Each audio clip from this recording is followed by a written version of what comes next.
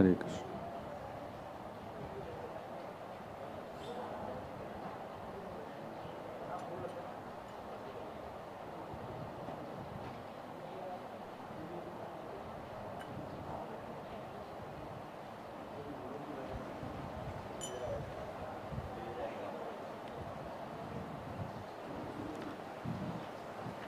Jai Radha Madhav Kunj Bihari,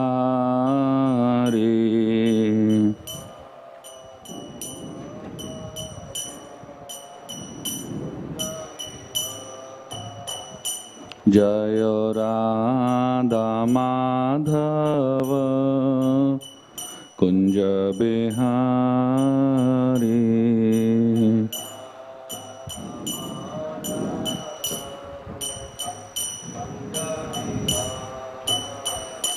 Jai गोपीजन Vallabh Girivardhari,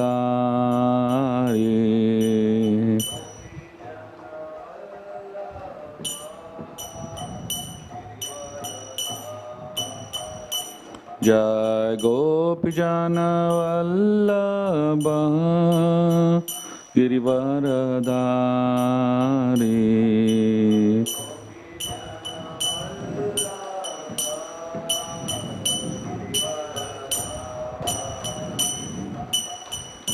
Yashodanandan Vraj जनरन,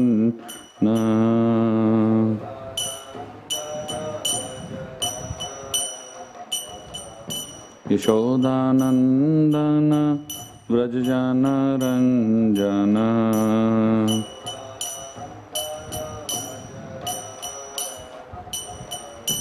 Yamuna Tirah वनचारी,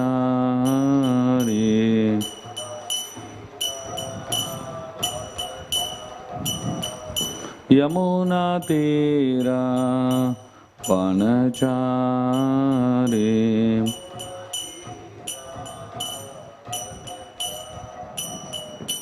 Jai Radha Madhav Kunj Bihari,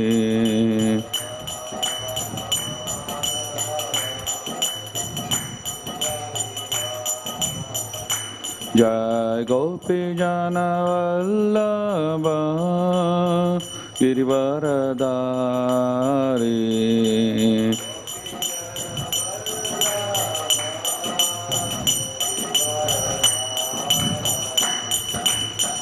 Yashodanandan Vraj Janaranjan,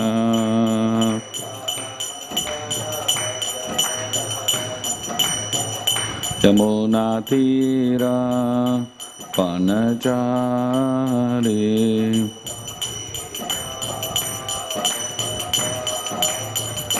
Jai Radha Kunj Bihari,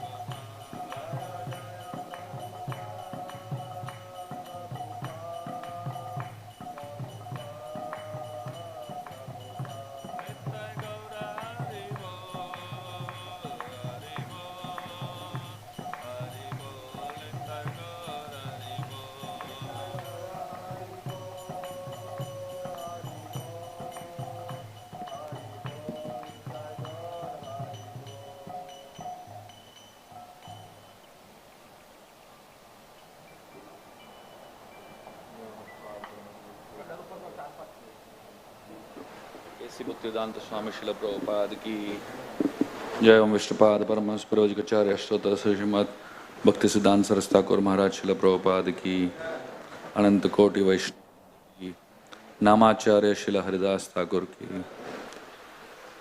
Grantraj Srimad Bhagavad Mahapuran ki Om Namo Bhagavate Vasudevaya. Om Namo Bhagavate Vasudevaya. Om Namo Bhagavate Vasudevaya.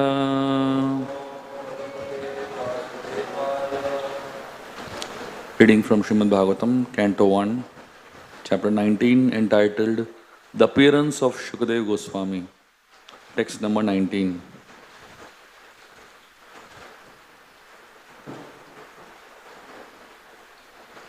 Maharshayo vai samupagataya. Maharshayo vai samupagataya. Prashasya sadva iti anumodamanaha. Prasasya sadva iti anumodamanaha. Uchu prajanugrahashila shara. Uchu prajanugrahashila sara.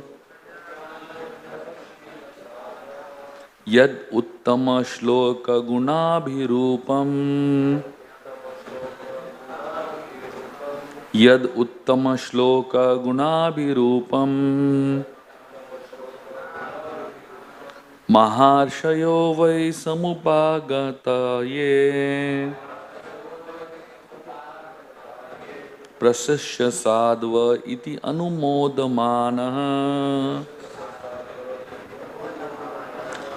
Uchu prajanugrahashila sara. Yad uttama shloka gunabhirupam.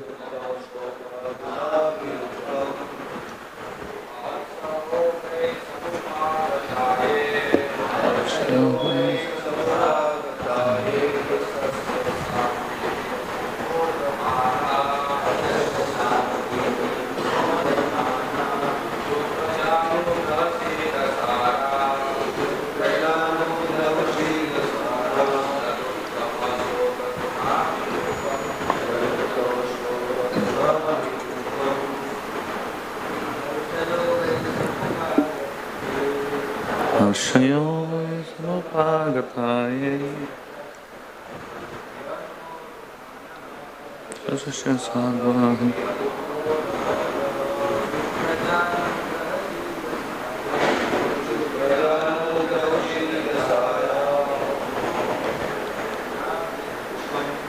Uttama shloka gunabhirupam. Harshayo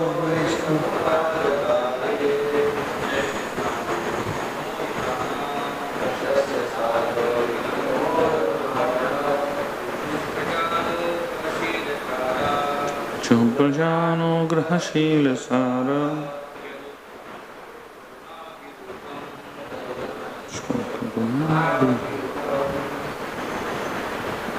Matajis. Maharshayaha, the great sages. Why, as a matter of course, samupagataha, assembled there, ye, those who, prasasya, by praising, sadhu, quite all right, iti, thus, anumodamanaha, all approving, uchuhu, said, praja anugraha, doing good to the living entity,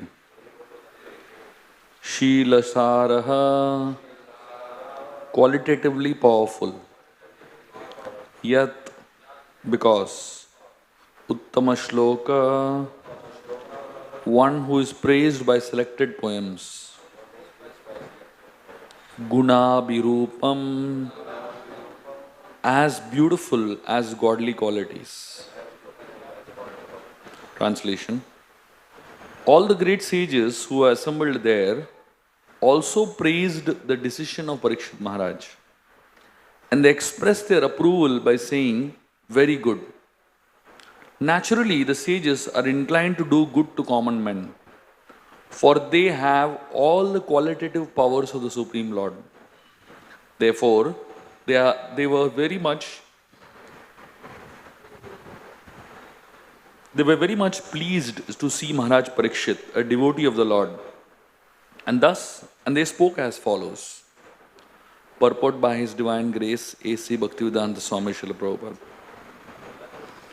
The natural beauty of a living being is enhanced by rising up to the platform of devotional service.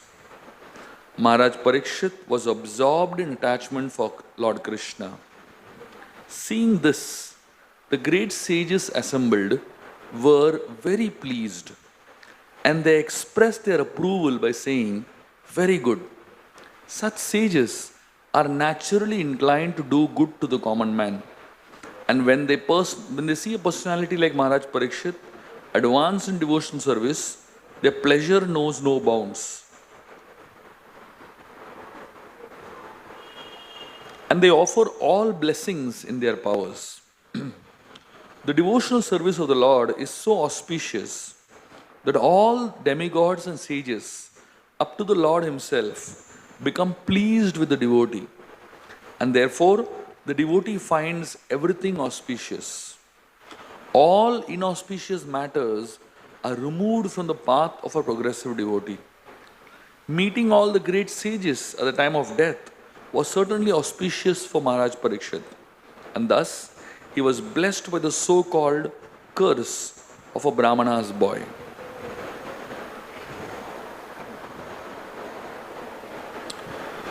Om Agyantimirandasya Gyananjana Shalakaya Chakshurun Militam Yena Tasmai Shri Gurave Namaha Shri Chaitanya Manobishtam Stapitam Yena Bhutale Swayam Rupa Kadamayam Dadati Swapadantikam Vandeham Shri Guru Shri Yuta Padakamalam Shri Gurun Vaishnavamscha Shri Rupam Sagrajatam Sahagana Raghunatam Vitam Tam Sajivam Sadvaitam Savadutam Parijana Sahitam Krishna Chaitanya Devam Shri Radha Krishna Padan Sahagana Lalita Shri Vishakan Vitamscha He Krishna Karuna Sandhu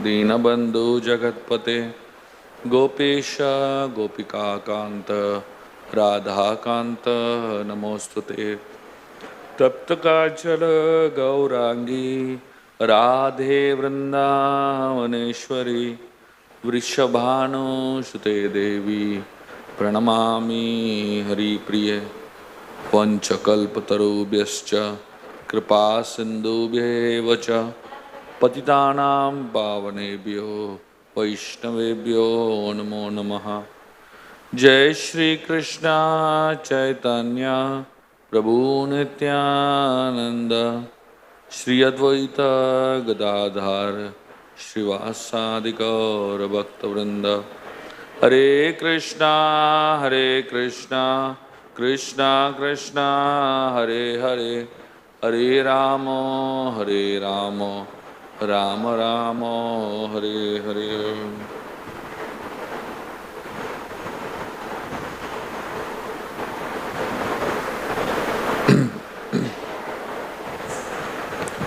Hare Krishna.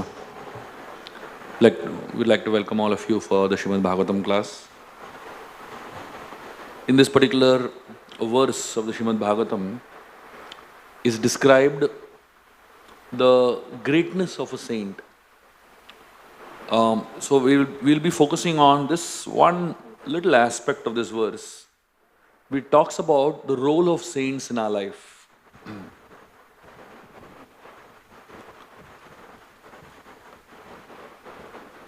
In this section of the Srimad Bhagavatam, the first thing that we see is that the saints are talking to Parikshit Maharaj and telling him, very good. What you're doing is very good. So the primary role of a saint is to encourage.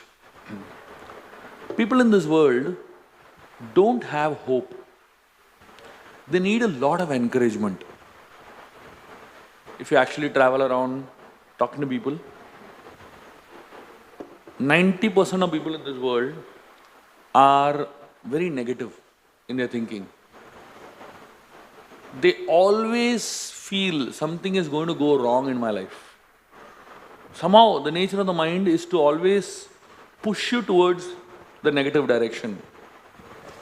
And somehow the role of a saint, one of the most important roles of a saint, is to give hope, is to give encouragement, and is to give people assurance that don't worry, everything will be okay. And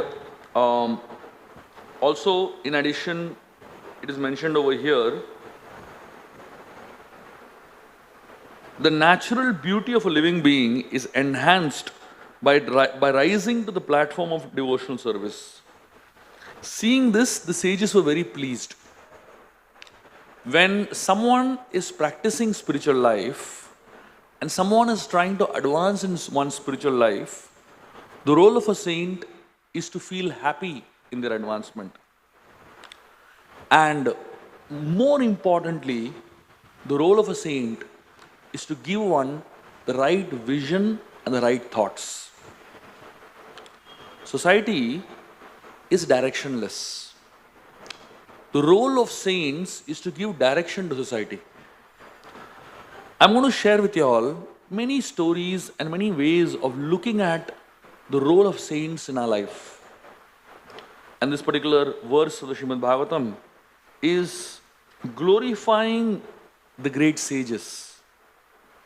If you actually study the entire, all the Vedic scriptures, whether it is the Vedas, the Puranas, the Srimad Bhagavatam, the Gita, the Ramayana, the Mahabharata, in all our scriptures, you will find saints giving direction to society.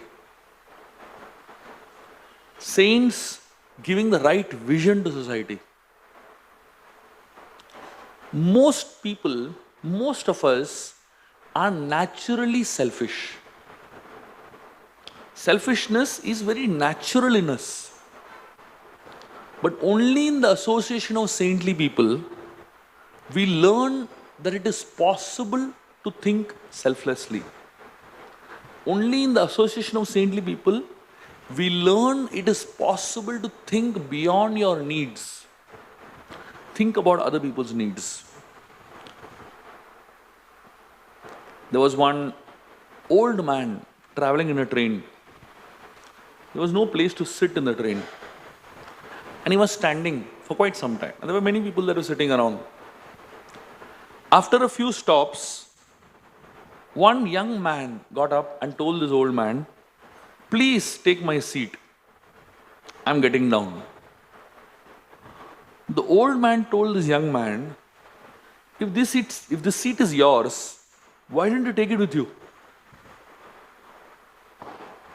There is no point in giving me a seat when you can no more use it, isn't it?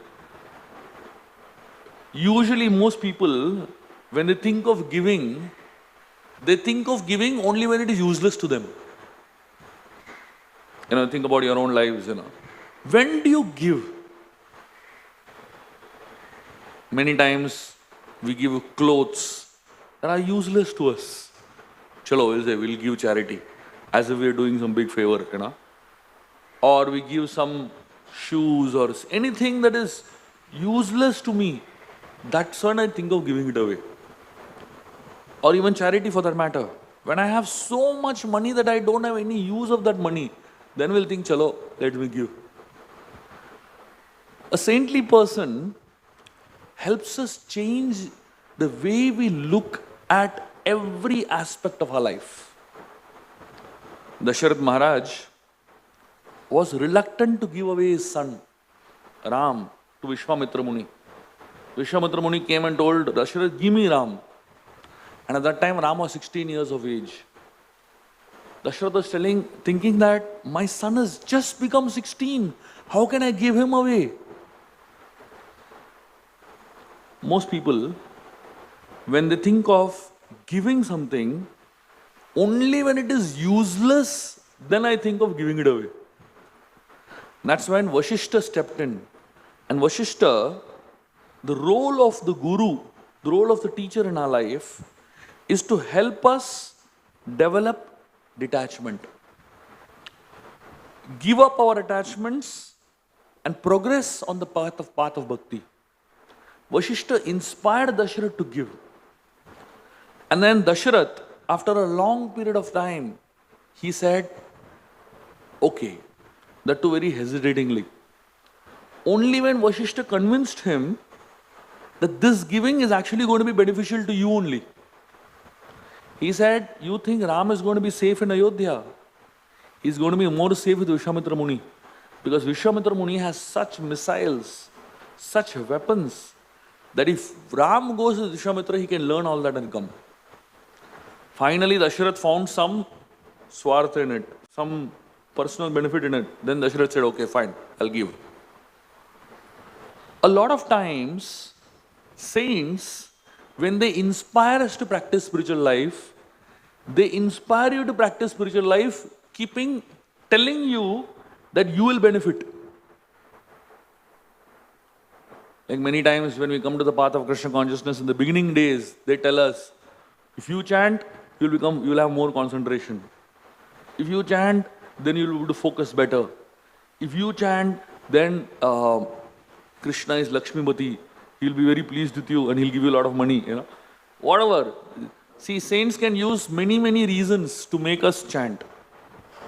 But after they make us chant and we practice spiritual life seriously and we take up Krishna consciousness seriously, then they tell you this is not the reason you should chant. You should chant to please the Lord. So the saintly people, they have many strategies which is for our benefit only. Originally, initially, we are told gross things because we can understand only gross things. But as we grow in our spiritual lives, we are told subtler things because as our brains become more refined, our chetana, our consciousness becomes more refined, we can understand subtler things better.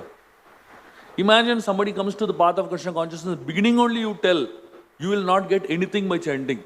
You should chant to please Krishna. The flow will run away, isn't it? So sometimes the saintly people might apparently give us material motives, but eventually they lead us towards pure, unalloyed devotional service.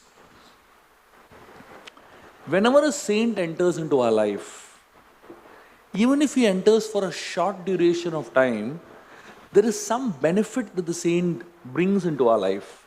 There is some transformation that the saint brings into our life.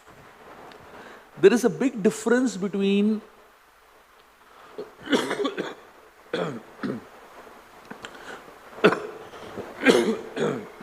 the way a materialistic person coaches you and a way a saint coaches you. When a materialistic person coaches you, that person coaches you on external belief systems. And he creates a transformation on an external level. But when a saint coaches you, he changes your internal belief system.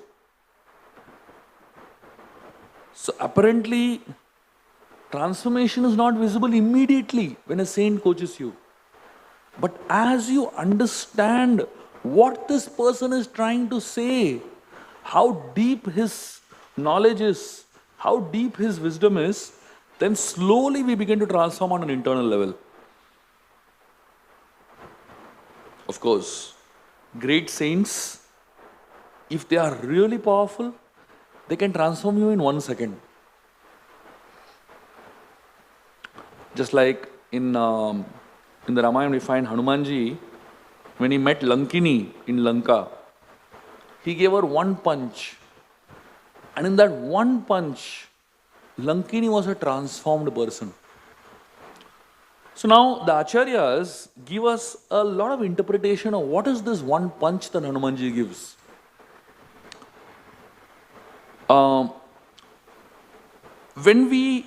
When this punch we're talking about is not a physical punch. It is a punch on our faulty thinking. The preacher or a saint attacks to make us realize our mistakes. When people would go to Bhaktisiddhanta Saraswati Thakur, now Bhaktisiddhanta was a very powerful person. And it was not easy to deal with him. And he would really attack people when he is talking to them. And some of them, the kind of attacks that Bhaktisiddhanta would give was shocking to many people. There was once a very, very powerful Mayavadi person who was walking in front of Bhaktisiddhanta. And Bhaktisiddhanta's group was walking and this very powerful Mayavadi person was walking. And the two groups came in front of each other. And Bhaktisiddhanta, he slapped him tightly on his face. Imagine being slapped in public, And this person was shocked. He said, "Why do you slap me?" He said, "Your philosophy is bogus. Give him one tight slap." Obviously, you and me, we can't do that. And that person didn't do anything to retaliate also, because he understood that Bhaktisiddhanta, even when he slapped me, it is for my good only. So here, Hanumanji, we find that he hits at Lankini. So when a saint hits us, blood does not come out. So the transformation that we go through is on an internal level. Sometimes you get one tight slap. Internal, there's some blood clotting that happens, right? And it's a wound on an inner level. So when a saint hits you, when a saint punches you, when a saint boxes on your faults, it is Rakta Rahit. Rakta Rahit means no blood comes out. And therefore, for great saints, there is a word that is used. Saints are called Virakta Mahatma. Virakta Mahatma means what? Virakta. They can make you experience transformation without making you bleed. Now, if you look at the way in the Mahabharata, Bhishma was a great saint. But though he was a Mahatma, he was a Mahajan, he made so many mistakes. And Krishna realized this person is making so many mistakes. His blood is become impure. I need to remove all that blood, finally make him pure, and then from his mouth, Dharma Shastra can come out. From his mouth, Vishnu Sahasranam eventually comes out, isn't it? But till that impure blood is there in his system, only nonsense was coming out. He was not able to speak the right philosophy. Draupadi asked him why, she asked him about Dharma. Bhishma started thinking. He said, Dharma is very complicated. I can't speak on it. And then when he was sleeping on that snake, on the bed of arrows, he spoke for days together on Dharma. Draupadi asked him, come on, that day when I asked you about Dharma, when I was being insulted in the assembly, you said very complicated to speak on Dharma. Today, how you are speaking on Dharma? Bhishma tells her, today I don't have any blood in my body. All the bad blood is gone out. Once we get rid of this blood, then we become Virakta. What blood are we talking about here? The blood is Mamata and Raga. There are certain types of attachments that we have which are so strong, so powerful. These attachments make our belief systems. When you come in the association of saintly people, they attack your belief system straight. And slowly the bad blood goes out. And then you become virakta. You become rid of bad blood.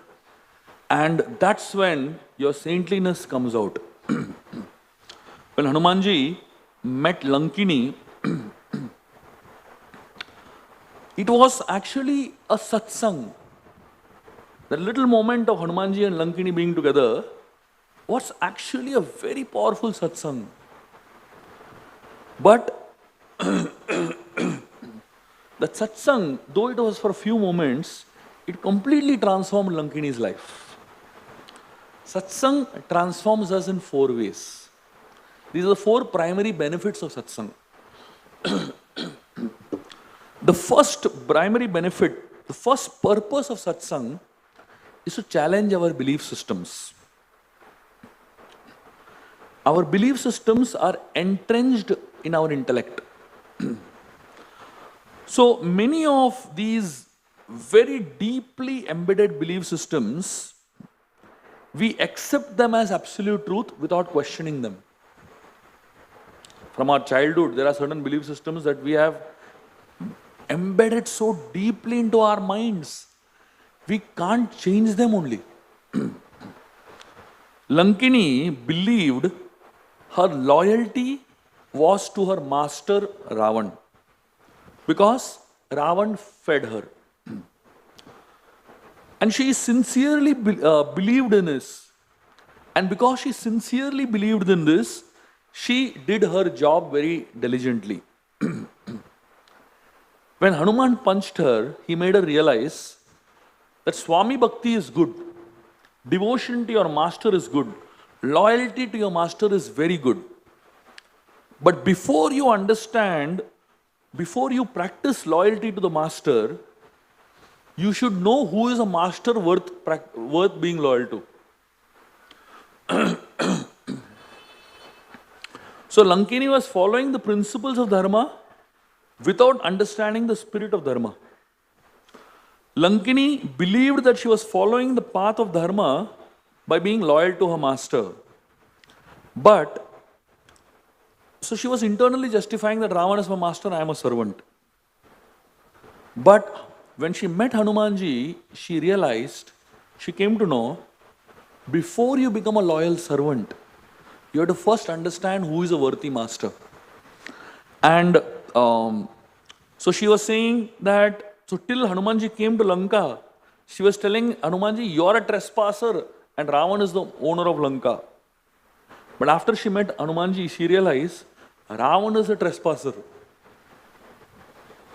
So we all start, so the first thing that happens when you come in touch with saints is that they change our belief systems. All of us, before we came into Krishna consciousness, before we read Srila Prabhupada's books, before we joined the Hare Krishna movement, we had certain belief systems.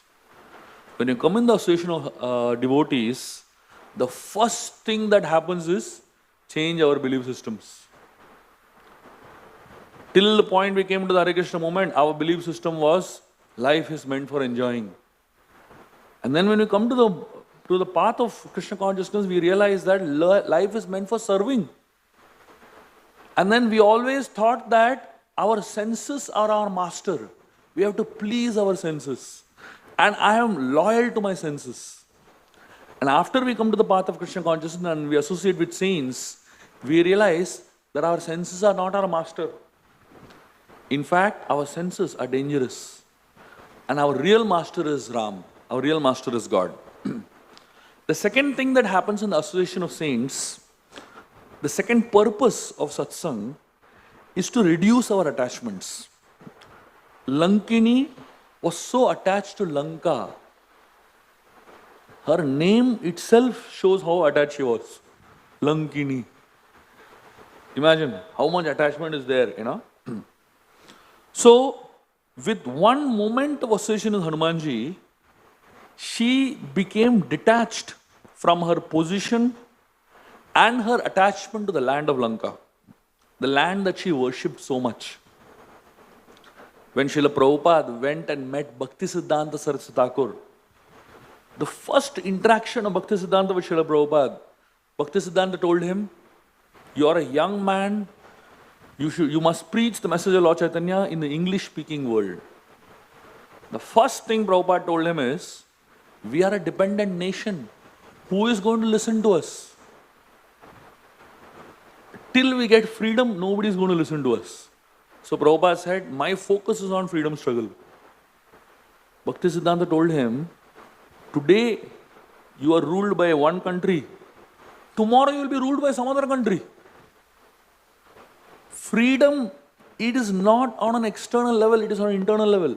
And Bhaktisiddhanta made him understand that this is an emergency. Krishna consciousness cannot wait.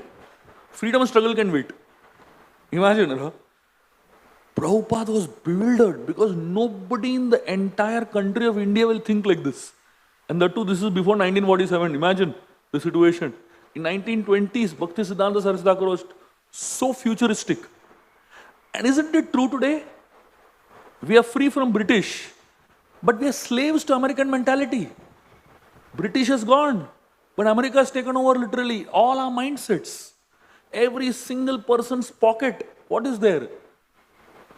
American phones, American mindsets, American thought processes, what is there in people's hearts? Desire to go to America, So literally, Bhaktisiddhanta, what he said at that point of time, it hit Prabhupada like anything. Prabhupada said, this person speaks different. That's the role of saints. The role of a saint is to remove your attachment to that thing that you're so attached to. And the third role of satsang is to help you rise from a fall. Satsang does not allow you to remain fallen, but it encourages you to rise to a higher platform. Lankini fell when Hanumanji punched her, but she also found the strength to stand up and thank him. Usually, when you get hit, when somebody hits you very badly, when you get humiliated, do you consider that as a fortune? What a great fortune today, I got slapped. What a great fortune today, I got humiliated. Most find honor very fortunate and dishonor very unfortunate. But a misfortune that helps you remember God is actual fortune. And a fortune that helps you forget God is actually misfortune. When Prabhupada was insulted by Bhaktisiddhanta, he came out and he said, I am happy to be defeated by this saint. Usually, when a person is egoistic and you get defeated by another person, the ego doesn't handle it well, isn't it? The ego finds it very difficult to handle insult.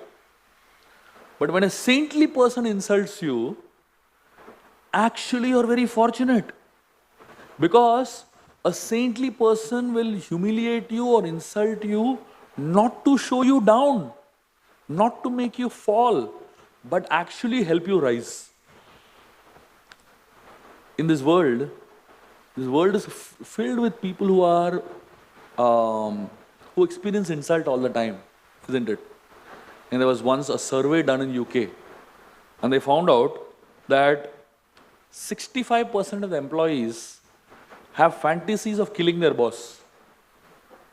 65%, imagine, So most people, when they go through any form of insult, they feel like killing the person who insults them.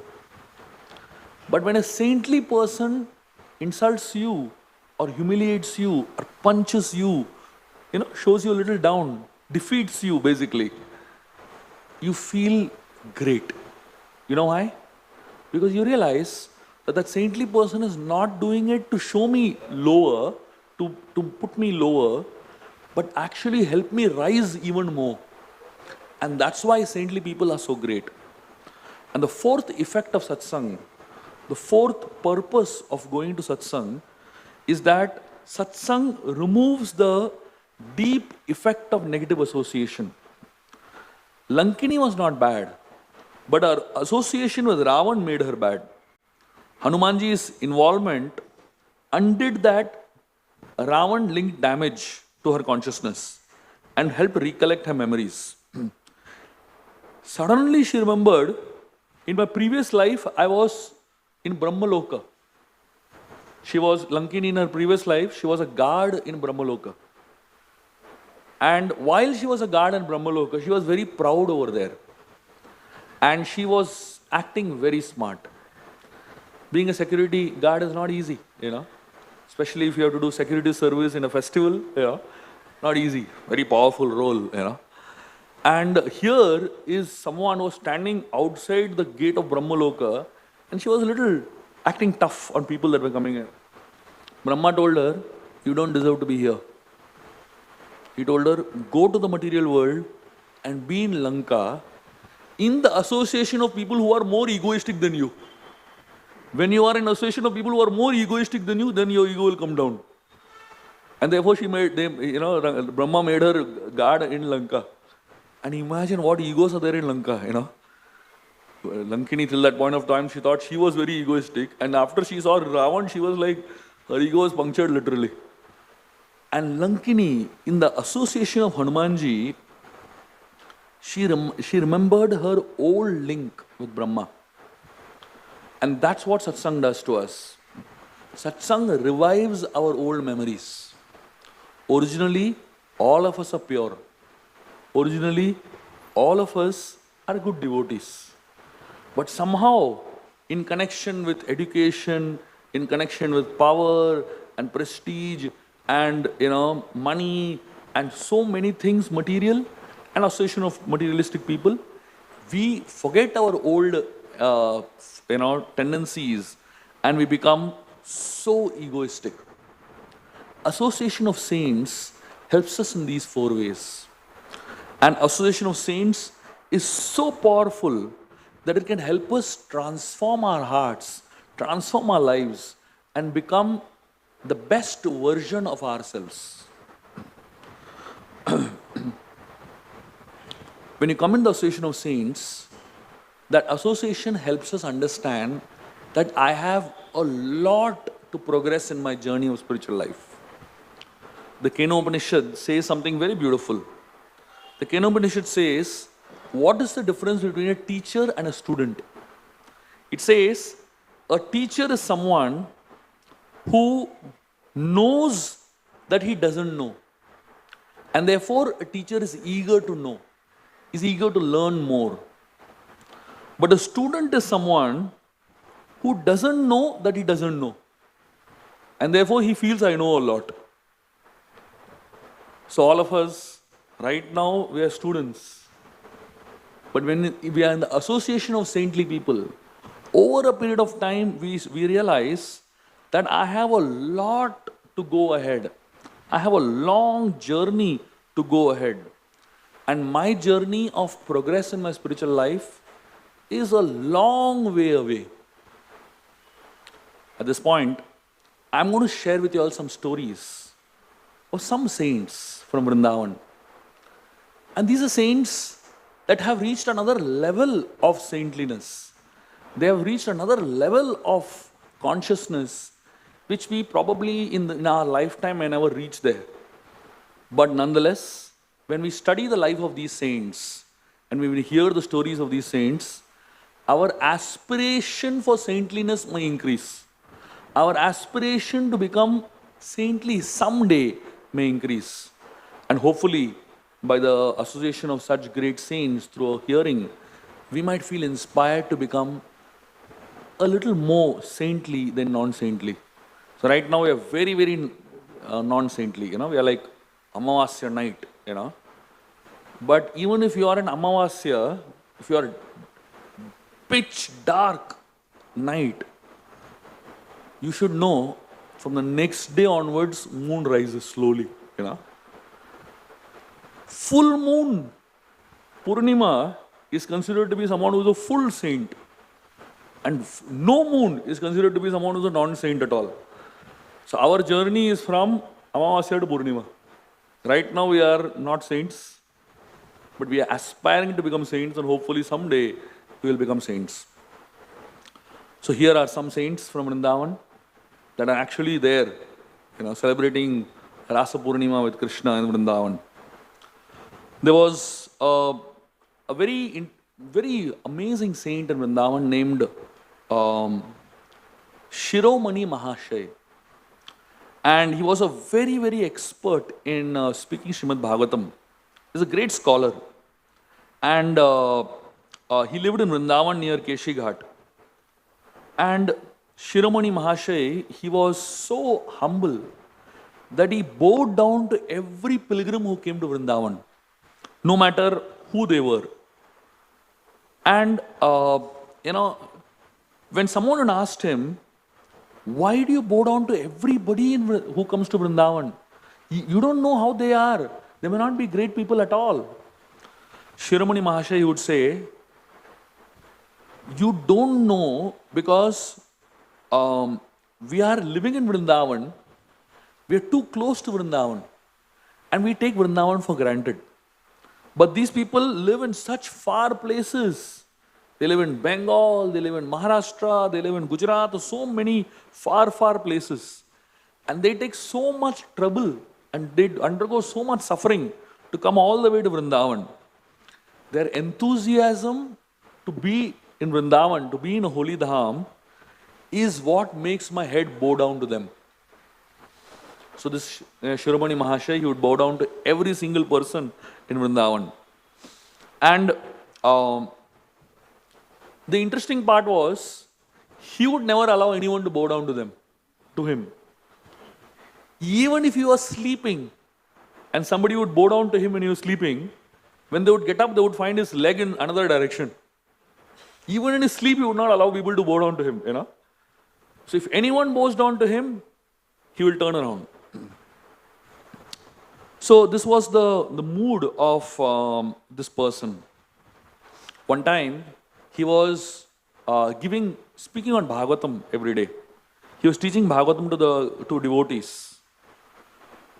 One old man would come to attend his Bhagavat classes every day. And he would begin just when the class would start and leave immediately after the class would get over. And no one knew who he was. But every single day he came for attending Bhagavat class. One day, this Shiromani Mahoday, he was describing Daksha Yajna of Srimad Bhagavatam. And as he was describing Daksha Yajna, one devotee in the audience, one Vaishnav in the audience, he put his hand up and he said, how can Sati burn herself by her yogic powers? Now before Shiromani Mahoday could give an answer, this old Vaishnav who never spoke till now, he spoke up. You know what he said? He said, do you want to hear or do you want to see?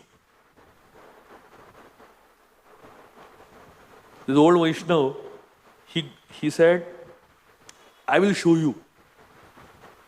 He sat right there in front of everyone, cross-legged, facing the north. And he chanted intensely the name of Lord Chaitanya Mahaprabhu. And he began to meditate. And from his toes, a fire rose. And it, took over, burnt his entire body right in front of all the devotees. The devotees were shocked. They tried to put off the fire by throwing water and all. And no matter how much water they threw, the body continued to burn. And right in front of them, this old Vaishnav, he attained yogic samadhi.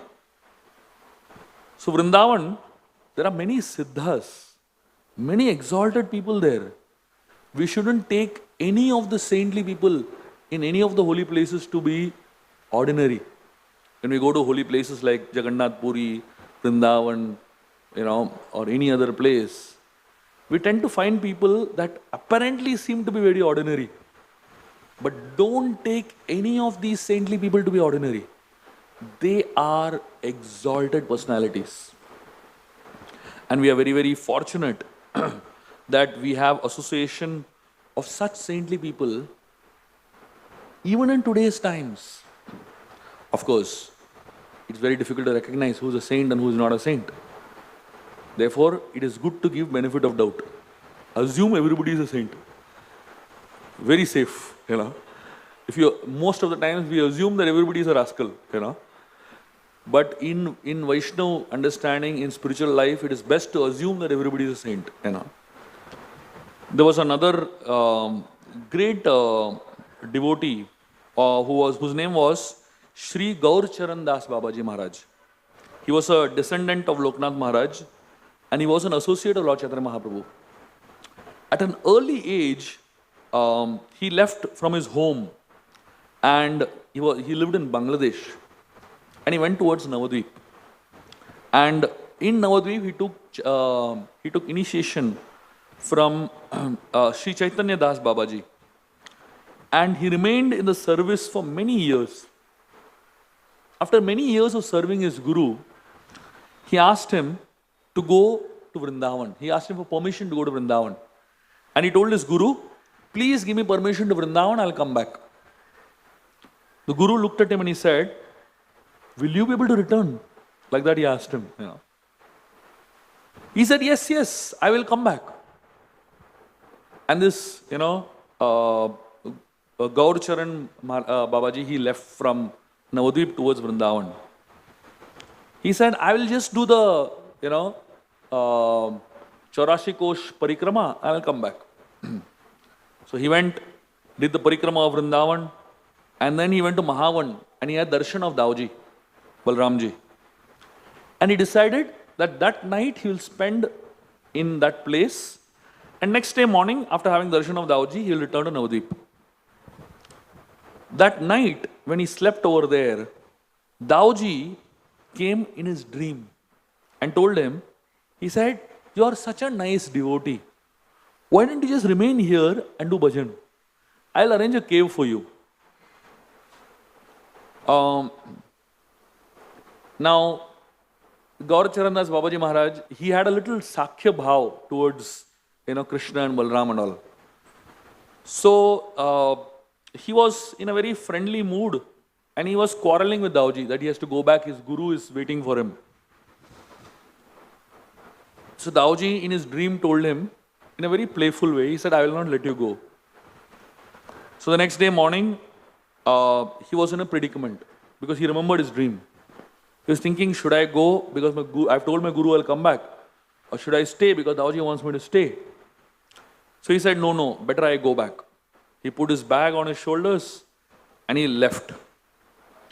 And again and again in his ears, his guru's words were ringing. Will you be able to return? Like that, his guru's words were ringing again and again, And he left from there with his bag. And he was walking for hours and hours and hours. After many hours of walking, he realized he's still in the same place only.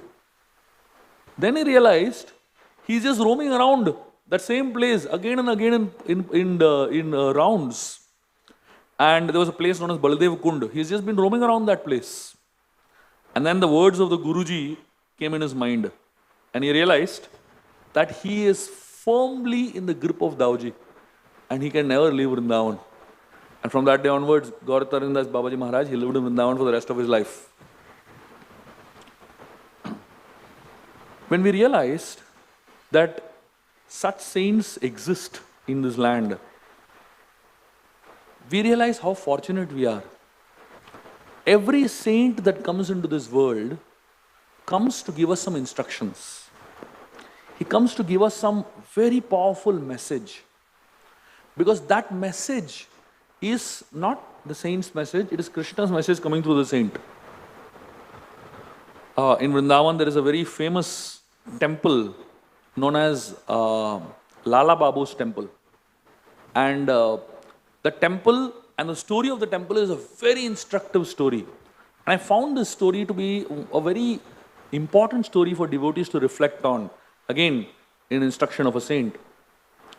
So Lala Babu, he was a very wealthy man in Calcutta. One day he visited Vrindavan and he just couldn't go back from Vrindavan. He remained in Vrindavan only. And he built a very beautiful temple for Radha Krishna and Vrindavan. And after he built this very beautiful temple, he started living in Vrindavan only. At some point, the Lord reciprocated with him. He's coming in his dream and vision. So at some point, he wanted to take initiation from Krishnadas Babaji Maharaj. He went to this Babaji and he asked him, can you give me Diksha? And this, Babaji told him, your time has not come yet. There are some subtle sanskaras from your previous life that are still inside you, because of which your bhajan is not perfected. If you burn those subtle sanskaras with the fire of Vairagya, then you can come for Diksha. Now this Lala Baba was thinking, what is it that is inside me that is not allowing me to take initiation? He started thinking a lot. After a lot of thinking, he came to one conclusion. He was in Vrindavan, he lived in Vrindavan, and he was building this temple. There was another merchant. So this Lala Baba was also a merchant before, but he gave up and he became a saint in Vrindavan. There was another merchant who also was building another temple at the same time. The same time Lala Baba was building his temple, this another person also was building a temple. So it almost became like competition to each other, So in the heart of heart, Lala Babu and this person, they had a conflict. And eventually the conflict went into a court case also. And of course, eventually things got resolved and both the temples got constructed. And life continued. Lala Babu went on to become a great saint and he went on to become, a very powerful person. But when he went to take initiation from his guru, from Krishnadas Babaji, he said, "You're not prepared." Lala Babu started thinking, what is it inside my heart that I have not been able to overcome? And he realized, I still hate that person. Now imagine, here is a person who has given up everything. He has given up his money, he has given up his wealth, he has given up his family, he has given up everything. But he has not been able to give up the hatred for that one person. And he was carrying that hatred in his heart. And Lala Babu decided, I will overcome this. And Lala Babu went to the temple of this person whom he hated so much, there's so much of negativity in their hearts. And he stood in a line along with all the beggars for taking Bhiksha. So Lala Babu thought, if I ask Bhiksha from him, I will ask him the Bhiksha of forgiveness. And maybe that might help me get rid of my anartha, which is holding me from getting my Guru's mercy. He stood in that line. And this merchant, when he came to know Lala Babu standing in the line, hundreds of beggars are standing. This merchant came running from the temple. And he went all the way to Lala Babu. And he said, why are you standing in this line? You are such a great saint. Lala Babu said, no, I've come here to beg forgiveness from you. And that merchant, his heart was so transformed, looking at this man standing over there, he fell at Lala Babu's feet. Lala Babu fell at this man's feet. And both of them wept tears, and they actually repented for the envy and jealousy that they were carrying for so many years. And they both realized that both are such wonderful devotees. But somehow a little misunderstanding, a little ego just prevented them from accessing each other's love. And then, when Lala Babu went back to his guru said, now you are ready for initiation. And then his guru gave him initiation. Now imagine if that becomes a criteria for all of us to get initiation, I don't think we'll ever get initiation in our life, isn't it? So therefore we have some little external criteria which are easy to fulfill. Being a saint is not just about external things. It's a lot about the consciousness and the mood with which we live our lives. Unfortunately, it is so easy to get the externals of spiritual life, but it is so difficult and so rare, almost impossible to understand the subtle intricacies of spiritual life. And that's why we need saints in our life. Thank you very much. Hare Krishna.